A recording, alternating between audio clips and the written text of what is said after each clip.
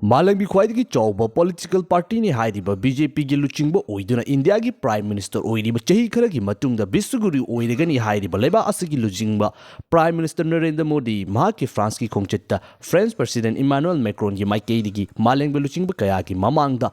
Mahakpu ignore Tobiraki video social media the viral Oiduna Miyuki Amaki Maikaidigi troll toneri Nakalamuromdana Handak Pangto Kiba India gi Foreign Ministry gi Miyosing Amasung Afghanistan gi Lengak Paiduna Lady Batar Taliban gi official singa fam kiba mifam aduda Taliban singi maikei gi India da thamla kiba demand sing Thaudo kaya ama laikre punna miyeng tabinasi Kudingmak pu anoba video amada amukka hanna taram lokchuri ngasi gi video asida Global Stage International gi oiba stage asida thokiba geopolitical event kharagi matangda miyeng tabinasi Ihan hanbada hauzik Bisuguru oiragani hairiba adukimati yamna chawkhalakliba country amani hairiba India hairiba country asigi Masak naibu luchingba ama oiriba Prime Minister Narendra Modi asi adukuina Manipur da chahi ani fazilakadorba irang thokliba asi lakpa ngamdraba taragsu masidagi kilometer lising kyano lappa France tana chattuna mahaki oiba foreign tour gi oiba khongset ama chatkibani Indian territory manung oiriba India gi state ama oiriba Manipur hairiba mafam asida asukuina mai chakliba miyoi kaya ama siriba leifam leitana wana leiriba mafam asida yorokpa ngamdaba taragsu foreign gi oiba international territory atopa country ama da tour chatkiba Modi gi khongset aduda kari oiki haiba dudi chinna tamdraba supunam yeng tabinarasi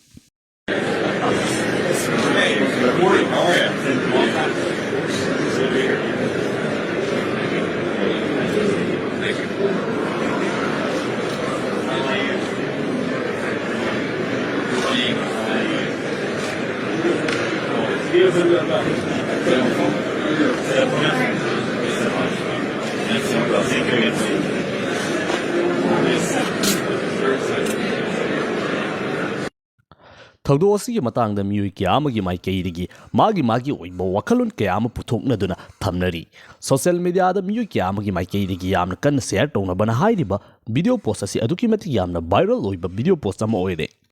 Thaudo asi thokraba matung asida Narendra Modi gi France gi oiba khongset asi lochinduna maki oina halakbagi oiba thoram aduda France ki President Emmanuel Macron gi maikei gi Modi asi aduki mati yamna ikai khumnabana maram oiduna protocol khudingmak fawbu violate tawduna airport tana laktuna mahakbu thindokli haibagi oiba video ama mu hojiksi yamna kannamu social media da thadorakli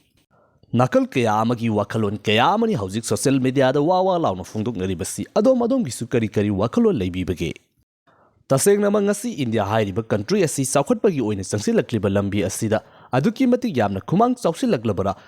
leiriba malemgi atopa country sing European gi oina leiriba maru oiba country sing western country sing asina India hairiba country amasung masigi luchingba sing asi kari khalamgani haibasi wahangni Mathang sine India gi northwestern thangba sarukta leiriba country sing asigi oiba India gi leiriba mari asida lakliba anoba development singi manung channa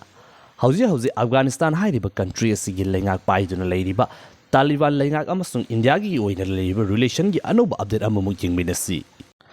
Afghanistan hairiba country asigi matam amada leiramba democratically elect tobani hairiba government adu India ga aduki mati yamna mari chetpa country ama khangni matam adu da India gi maikei gi aduki mati yamlaba investment sing Afghanistan hairiba country adu da thadarami Madugi matungda America na Afghanistan thadokuna chatkraba matung Taliban singi maikei gi Afghanistan hairiba country asi mapung fana laushin kraba matungda country ani si yoiba mari asi aduki mati yamna chawba onba ama lakhibani matam aduda Taliban singi maikei gi hek lengak sembaga Pakistan hairiba yumthangnariba country asi gi maikei gi Taliban gi oiba government adubu recognize tawduna ihana na makhoshi sakhangiba country singi manungda khwai gi maru oiba makoina oiribani Adubunga sidi Taliban gi lenga ihan hana lakpa matamda recognize tawkiba legitimate oiba lenga amani haina officially recognize tawkiba Pakistan hairiba country asiga Afghanistan gi oina leiriba lenga anisi marakta leiriba conflict asi chawkhalaktuna Jura line gi oina leiramba matam amadagi yetnaduna lakliba border gi oiba issue asi su thoraktuna military gi oiba Territory lansinduna airstrike chathabadagi hauraga army masem kapnaduna hanabagi oiba thodok kayama thoraktuna hauji asi ngamkhaida aduki mati yamlaba ningthijaba kholai pairba lanmi kayama thajinaba leptribani masigumlaba matamasida India hairiba country asina Taliban gi oina leiriba haujiki lenga asi ngasi forward recognize tawdana adumak laklibani India government ki maikeidagi hauze Afghanistan gi lenga oiduna leiriba Taliban gi oiba kangbusing asi officially recognize tawdaba taragasu lamnam adugi damakta aid kaya ama chana thaknaba amasung makhal makha kya gi oiba financial gi oiba matingsing adumak lepa leitana pangduna di lakli hauzi Pakistan amasung Afghanistan gi oina lakliba ngangkhatnaba ngamkhai gi oiba issuesing asigi marakta India amasung Iran hairiba country asiga punduna Afghanistan gi oina nauna lakliba lenga asiga Asia gi mafam swaisida anoba alliance ama laklabra haiduna expert kharagi maikeidagi su adumak fongdungnabadi leiribani adubu masigumlaba matam asida handak pangthokiba India gi foreign ministry gi maru oiba miyoising amasung Afghanistan gi oina haujik lenga paiduna leiriba Taliban gi foreign ministry gi oiba miyoisinga fomkiba mifam aduda Taliban singi maikeidagi India government ki mathakta demand khara thamlakli hairiba demand sing adudi India amasung Afghanistan hairiba country enisi gi oina leiriba mari asi hanagumna fagat hannavgi damakta Afghanistan da India gi oina leiramba embassy du nahungnana hangdukpa khakta nattana Taliban gi government ki maike ki maru oiba miyoi khara pinpoint tawduna makhoi asi thabira u haiba wafam asi fongdoraklibani masida sunattana India da mamangda Taliban singi maikeidi Afghanistan gi government adu overthrow tawduna lakiba matamda lonsinduna thamkiba Afghanistan gi embassy sing adu sun nahungnana hangdok hannabagi damakta wafam asi thamlakli matang asida khwaidigi yamna chawba hang oiriba asi hauzi India gi leiriba lenga asigi maikeidi Afghanistan bu rule tawduna leiriba Taliban gi government asi election tawduna lakidaba amasung miyam gi maikeidi puthораkiba democratically elect tawduna leirama lenga amabu overthrow tawduna khulai gi through the khulai paiduna violence ki through the lakiba lenga ama oina leibasi chahi kaya Afghanistan bu rule tawduna leiraklabasu India government ki maikeidi legitimate oiba lenga amani haiduna officially recognize tawduna adumak laklibani adubu